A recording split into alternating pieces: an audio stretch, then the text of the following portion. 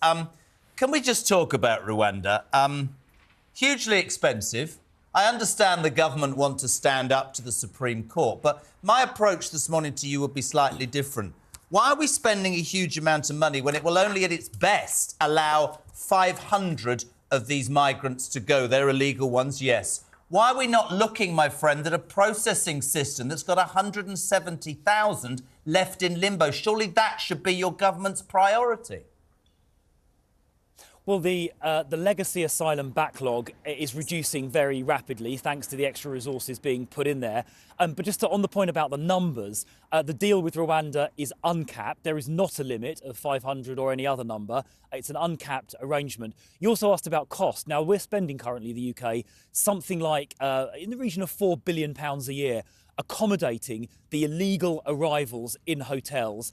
And accommodating them in Rwanda, I can tell you, is a lot cheaper than it is putting them up in hotels here.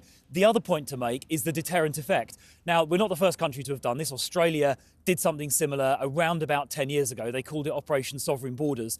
They had a similar problem. They had about 50,000 people illegally entering Australia each year. They set up something similar to this.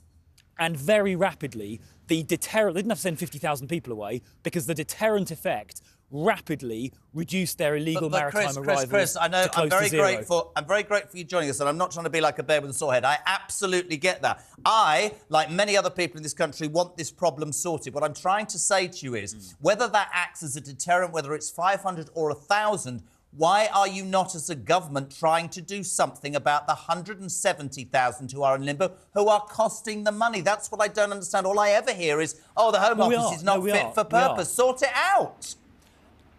No, we are. We are dealing with that. So my colleague, the Immigration Minister, Robert Jenrick, has been doing a huge amount of work to get that legacy asylum backlog down. I think it's dropped by something like 40 or 50,000 in the last few months. I think they've increased by a factor of 10 the number of cases being decided each week. So that legacy backlog you're referring to is being very rapidly dealt with. That is happening. But we also need to stop people coming over as well. You know, we need to stop people crossing the channel. It's unnecessary because France is a safe country. Obviously, no one is fleeing from a war in France. It's dangerous and it's illegal. And one of the ways we need to stop people coming across is the deterrent effect that the Rwanda deal will have. It is worth saying, by the way, that this year we have got the numbers down by a third. The number of people crossing the channel illegally is down a third this year compared to last year, whereas across Europe numbers are going up. So we've made a lot of progress already, but this Rwanda deal is important. The deterrent effect, we know it works. We saw it work with Australia.